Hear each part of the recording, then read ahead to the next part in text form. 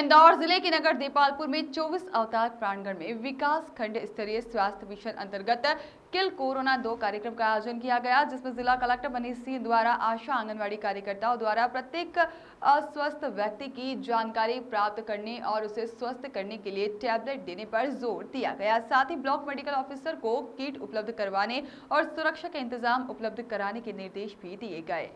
साथ ही जिले में मंगलवार व शुक्रवार ही किराना की दुकान चालू रहेगी बताया गया है। वहीं डीआईजी इंदौर द्वारा भाप का उपयोग चाहे वह घर में निर्मित हो उपयोग करने के लिए कहा गया है। वहीं इंदौर सांसद लालवानी जी द्वारा डबल मास्क लगाने के साथ ही अटेंडर की लापरवाही भी परिवार में नुकसानदायक हो सकती है बताया गया है। जहां पर पूर्व विधायक द्वारा कहा गया है कि शासन द्वारा हर क्षेत्र में आइसोलेट सेंटर बनाए जा रहे हैं, जहां पर पंचायत स्तर पर 20, बड़ी पंचायत पर 30, नगर पंचायत पर 100 और साथ ही में छोटी पंचायत पर 50 बेड वाले सेंटर बनाए जा रहे हैं। वहीं पूर्व विधायक द्वारा कहा गया कि कोरोना के प्रथम चरण में कोरोना योद्धा के मृत होने पर राशि का भुगतान आज तक नहीं किया गया है। वहीं साथ ही में शासन द्वारा पक्ष विपक्ष को छोड़कर जनहित में एक होकर काम करें। साथ ही उनके द्वारा प्रथम सप्ताह में एम्बुलेंस देपालपुर स्वास्थ्य विभाग को देने की घोषणा भी की गई है। जितने भाई बेटे ये सब काम हर एक व्यक्ति और निष्ठापूर्वक काम करने के लिए तैयार करते भी। लेकिन पिछले वर्ष जब कोरोना काल था, एक हमारी आशा कार्यकर्ता बहन ने अपनी जान गंवा दी, लेकिन आज भी बेचारी की एक फाइल पेंडिंग है, उसके पैसे आज तक बेचारी तक नहीं पहुंचे। अगर कोरोना योद्धा के नाम पर अगर हम सब उसको दें, क्योंकि जान की बाजी लगा रही, रात दिन दौड़ती बेचारी। ग्रामीण क्षेत्र थोड़ा बड़ा है ताकि कहीं भी पेशेंट की शिफ्टिंग में दिक्कत नहीं हो। इंदौर शिफ्ट करना है तो भी वो संभावित पेशेंट या कोविड पेशेंट को शिफ्ट कर सकते हैं। किसी ग्रामीण क्षेत्र से इस उपसंभाग के देपालपुर शिफ्ट करना है तो भी कर सकते हैं। इतनी समुचित हम लोग एम्बुलेंस की व्यवस्था रखेंगे, उसमें दिक्कत नहीं होगी। तो आपने 2 इशू देखे, अभी फिर से मैं रिपीट कर रहा हूँ। तत्काल दवाई देना, उनको मेडिकल किट होना बहुत जरूरी है आप सबके पास में। आप लोग इसके लिए जिम्मेवारी बीएमओ की रहेगी। बीएमओ है, बीएमओ साहब आपकी जिम्मेदारी रहेगी, इसमें लापरवाही नहीं चाहिए, क्योंकि आपके हेल्थ डिपार्टमेंट में हर काम जो है ना 1 दिन का काम 10 दिन में होता है। किट आ गए मेडिकल के आपके पास, सबके पास है, दे दिए सबको। अभी पूछूंगा तो शायद कईयों के पास ना करेंगे लोग। मिल गया सबको मेडिकल किट, कईयों के सिर्फ नाम घूम रहे हैं। एसडीएम साहब ये आपकी जिम्मेदारी है। अगर आपकी एनएम में कॉन्फिडेंस है, कर सकते हो, उसकी फ्रीडम है आप कोविड केयर सेंटर में एक ड्रिप स्टैंड लगा करके आप इंट्रावेनस भी दे सकते हो दवाई लोगों को, उसको आप देख लेना। इसमें वो मत करना सब ये नहीं वो नहीं, आप तो ड्रिप स्टैंड में आपके पास है हॉस्पिटल में हेल्थ में, वहाँ से लाओ आप रखो और ट्रीटमेंट शुरू कर दो होगा। 2 जिम्मेदारी हो गई, कोविड केयर सेंटर शिफ्ट करना, दूसरा तत्काल दवाई देना। कोई भी संक्रमित रोग को अगर नियंत्रित करना है आपको तो 4 तरीके होते हैं उसके, जो जिस पे हम लोग वर्क कर रहे हैं। एक तो जो 2 मैंने आपको बताया, तत्काल घर घर जाकर दवाई दे दी लोगों को और फिर उनको शिफ्ट भी कर दिया। या तो अब जो पिछले वर्ष आप लोगों ने किया कोरोना की महामारी को देखते हुए, जो घर घर तुल गए थे आखिरी में जाके, तो कम से कम घर घर तुल जाएंगे तो आपका काम जो 20 दिन में 25 दिन में होना है वो 4 दिन में काम खत्म हो जाएगा और भीड़ होना गाँव के अंदर बंद हो जाएगी। दूसरी चीज़, उसको कम से कम व्यवस्थित पैसे मिल जाएंगे। आज स्थिति है कि शहर की तरफ नगर, जहाँ देपालपुर हो, गौतमपुरा हो, बेटवा हो, हरदोई या कहीं भी हो, ग्रामीण क्षेत्र में आवक जो है वो खेती से बनी थी। कि वास्तविक जो जरूरतमंद है, आज ऑक्सीजन के सिलेंडर्स नहीं है, बेचारा 1-1, 2-2 लीटर 3-3 लीटर वाले छोटे सिलेंडर्स में वो लेके घूम रहे हैं और दे रहे हैं। लेकिन अगर उनके ऊपर भी सख्ती करेंगे, क्योंकि हम देपालपुर में आए दिन कहीं ना कहीं देखते हैं वो तकलीफें अपने को देखने को मिल रही है। वो चीज़ें हैं कि अगर वास्तविक उसको ज़रूरत है तो उसको जाने की छूट भी दी जाए। धन्यवाद, जय हिंद।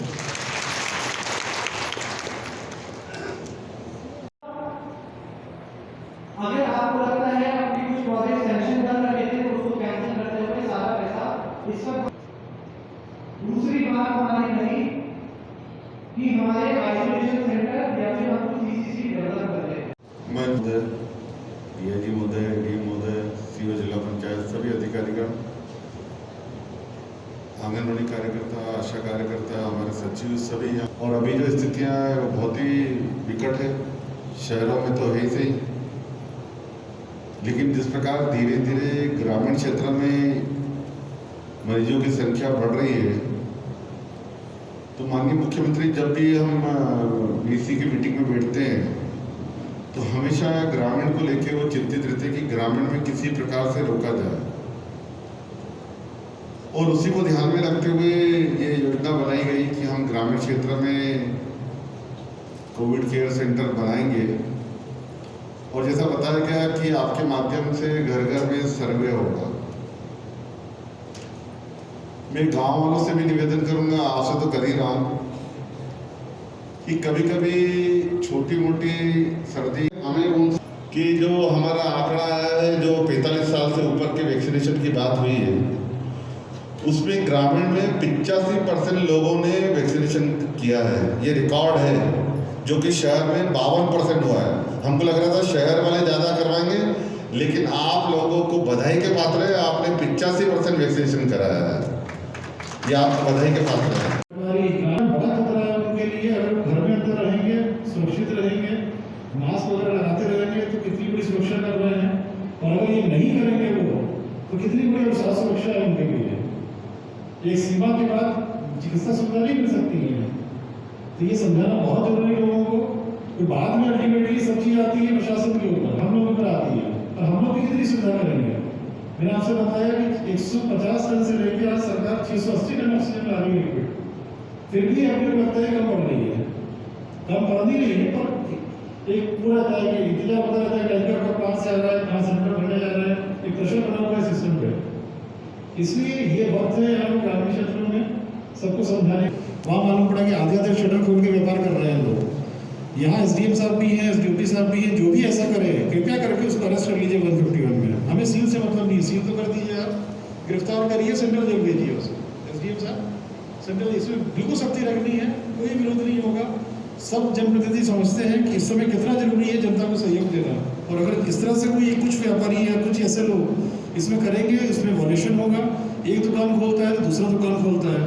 आज सियागंज में भी सख्ती कराई है उन्होंने, इंदौर में हम लोगों ने वहाँ थोक का किया हुआ है, वहाँ लोग भीड़ भाड़ के पड़ रहे हैं। आज एक और जगह सख्ती हुई है जहाँ पर कि नीचे हाट लगने लग गई थी इंदौर में, लोग समझ ही नहीं रहे हैं। वहाँ सब्जी भाजी उनको इतनी महत्वपूर्ण लग रही है कि वहाँ भीड़ लगा रहे हैं, वॉल्यूशन हो रहा है कोविड का, और वही लोग संक्रमित होंगे जो वॉल्यूशन कर रहे हैं। तो जब लोग नहीं समझते हैं तो वो स्थिति आती है कि हम लोगों को, जनप्रतिनिधियों को कटु निर्णय लेने पड़ते हैं जिसमें सख्ती के। वो स्थिति आ चुकी है इस समय कि हम लोगों को कटु निर्णय लेना पड़ेगा, हम लोग को उठा के गिरफ्तार करके जेल भेजना पड़ेगा। फिर कोई कुछ ना बोले कि सब सख्ती कर रहा है प्रशासन। फिर ये सख्ती का समय है, सख्ती क्षेत्र। और ये भी बताया है कि किस प्रकार हम इस महामारी से लड़ सकते हैं। ये जो 4 बिंदु कलेक्टर साहब ने बताए हैं, उनका अक्षरशः पालन किया जाना। मैं अनुरोध करूंगा कि सबसे पहले वे स्वयं को सुरक्षित कर लें। यदि वे स्वयं सुरक्षित रहेंगी तभी वे और लोगों को सुरक्षित करने और जागरूक करने में सक्षम होंगे। तो पहला उत्तरदायित्व स्वयं कोरोना प्रोटोकॉल का पालन करें।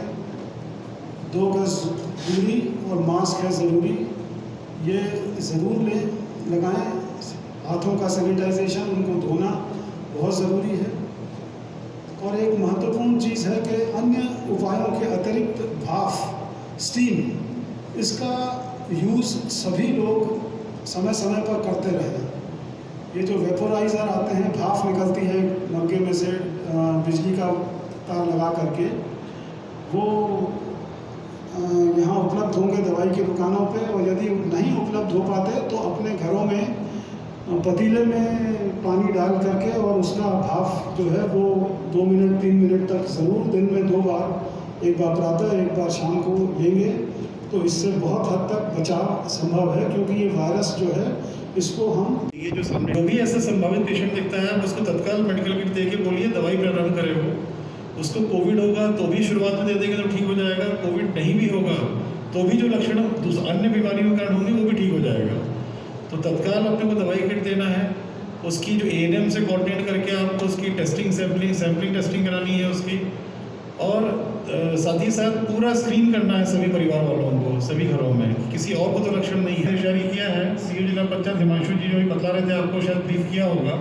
हर पंचायत में एक आइसोलेशन केंद्र जो कोविड केयर सेंटर के रूप में भी जाना जाता है वो बनाया जा रहा है। छोटी पंचायतों में 20 बिस्तर का बनेगा, बड़ी पंचायतों में 30 बिस्तर का बनेगा, और जो नगर पंचायतें हैं देपालपुर टाइप की, यहाँ पर 100 बिस्तर का बनेगा। और जो छोटी नगर पंचायत है वहाँ 50 बिस्तर का बनेगा। तो इस प्रकार का हम लोगों ने मेंशन किया है ऑर्डर में। तो जो भी संभावित पेशेंट दिखते हैं आपको, सर्दी खांसी जुकाम फीवर है, उनको आपको आइडेंटिफिकेशन हो जाएगा। तो आप वहाँ पंचायत सचिव के माध्यम से 3 दिन तक तो रखे ही वहाँ अलग से आइसोलेशन में, नॉन कोविड हिस्से में, और वहाँ दवाइयाँ दे दें उसको। 3 दिन 4 दिन में जब एंटीबायोटिक सब दिख जाएगी तो असर करता है, उसका सब चीज़ें कंट्रोल होंगी उसके बाद ही घर जाने दें। अगर वो पॉजिटिव आता है तो जो दूसरा हिस्सा थोड़ा उसी पंचायत भवन में या समुदाय केंद्र में या स्कूल में थोड़ा अलग अलग हिस्सा करके बनाया जाएगा। वो पॉजिटिव आता है तो उसको उधर शिफ्ट कर दें जहाँ पॉजिटिव पेशेंट रहते हैं। इस प्रकार का सांसद आदरणीय शंकर जी लालवानी साहब, हमारे क्षेत्रीय विधायक आदरणीय विशाल जी पटेल साहब, हमारे इंदौर कलेक्टर आदरणीय मनीष सिंह जी, DIG साहब, CO जिला पंचायत महोदय, SDM साहब, यहाँ उपस्थित सभी आंगनवाड़ी कार्यकर्ता बंधु बहनें, आशा कार्यकर्ता बहनें, पंचायत सचिवगण, बहुत ज़्यादा आवश्यकता भी थी, क्योंकि जिस तरह से यह महामारी फैल चुकी है, इंदौर शहर की बुरी हालत है, हॉस्पिटल में बेड नहीं है। हॉस्पिटल में बेड नहीं होने के कारण यह नहीं है कि खाली इंदौर उज्जैन संभाग के 10-15 आसपास के 15-20 जिलों का दबाव भी इंदौर के ऊपर है। और दूसरा, हम भी ग्रामीण क्षेत्र में पिछली बार नहीं थी और डर ज़्यादा था, इस बार डर कम है और लापरवाही ज़्यादा है। इसलिए आप सबकी जिम्मेदारी है कि लोगों के मानस पटल पर हम यह बिठा दें कि इस बार इस बीमारी की लापरवाही से हम अपने को, अपने परिवार को और अपने खास व्यक्ति को मौत के मुंह में भेजना चाह रहे हैं। अभी स्थिति है कि बेड की व्यवस्था नहीं है। बिहार कलेक्टर साहब ने बताया कि ऑक्सीजन 1.5। खियानन न्यूज़ के लिए देवालपुर से बलराम देसाई की रिपोर्ट।